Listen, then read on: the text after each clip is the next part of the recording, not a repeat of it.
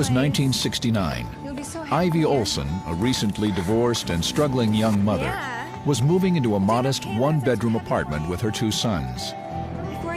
Money was tight, and Ivy had trouble making ends meet, even with her job in a doctor's office. Her situation became particularly troubling during the holidays.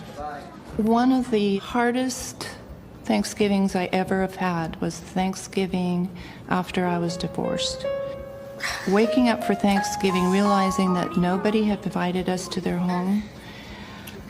The only food we had in the home were 3 hot dogs, and it was an overwhelming feeling of what have I gotten into, and how am I going to get out of this?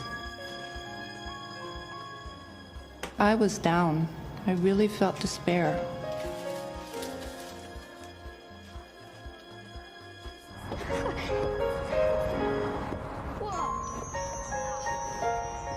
Ivy put on a brave face for her children and took them to a local park, hoping that the boys would have a fun day, even if they couldn't have a real Thanksgiving dinner.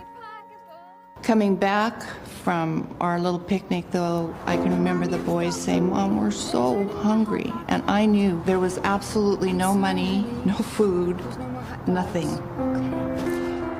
I don't think I've ever felt so alone as I did coming back, wondering, how are we going to do this? How am I going to do this? But as she started up the stairs to her apartment, something incredible occurred. Honey! And this little old lady came out of the bottom apartment, and she says, "Oh, honey." I cooked Thanksgiving dinner for you and the boys. And I'm just looking at her. I'd never seen her before. It was just a complete stranger. Oh, no, we couldn't impose. But the woman was so insistent that they join her for dinner that Ivy couldn't refuse. Okay. Thank you so much. Let us... The woman's invitation was a prayer answered. Entering the apartment, Ivy felt immediately at home. And it was all dimly lit, and the kitchen table was just loaded with food, and she was just so incredibly sweet. See, we're gonna have to carve the turkey. Her presence was like electricity. She had a sparkle in her eyes. There was life in her. You know how in the presence of some people you feel so absolutely comfortable? That was what she created that evening for us. Food, yes, lots of it. But for me, and the loneliness that I felt, what she gave to me was unconditional love, and it was just one of the most special evenings that I have ever spent in my whole life.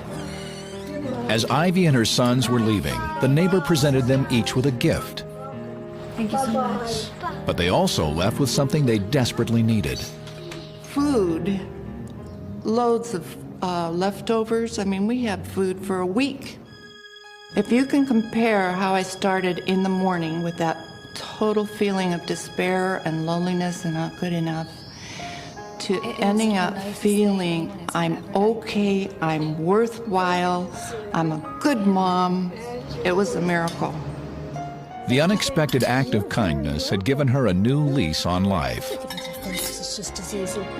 But the next day, Ivy was in for an even bigger surprise. This Thanksgiving was not just a random act of kindness by a thoughtful neighbor.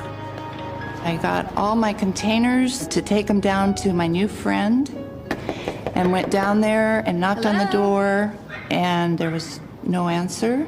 And I looked through the windows, and the place was absolutely dark and not one piece of furniture in there. I mean, even today I get goosebumps when I think back on just seeing that empty apartment. And it was like, uh-oh, something's going on here. Shocked and confused, Ivy immediately contacted the apartment manager. Yeah, what can I do for you? And I go, where's the little old lady that was in that apartment? 15's been vacant for 10, 12 weeks now. And I said to him, no, you don't understand. I had dinner there last night, Thanksgiving dinner. And he gave Oh, me you this understand. weird I had look, dinner like with her last night. maybe I should be in an Thanksgiving institution or a hospital. Ivy, are you feeling okay? And I can remember just looking at him, absolutely knowing that a miracle had happened in my life. And I just thanked Thanks, him, never turned mind. around, and walked up those steps to my apartment. Oh, honey, I cooked Thanksgiving dinner for you and the boys, but As she returned to her home, Ivy began going over the events of the previous evening in her mind. And suddenly she realized the woman had known personal things about her that she couldn't possibly have known, like her favorite food, Potato salad? and the fact that she worked in a doctor's office. do you like your job at the doctor's office? Yeah. How'd you know? Oh, I just know. I often wonder why I didn't pick up at the actual dinner that this was an angel. Well, we're gonna have some good food. I think one of the most important things about my dinner with an angel is that out of my 57 years of living on this earth, that 1.5 hours of being loved unconditional has changed my life so drastically. Can you imagine what it would be like if us earth angels gave some of that unconditional love away? It can make a total difference. Thank you so much.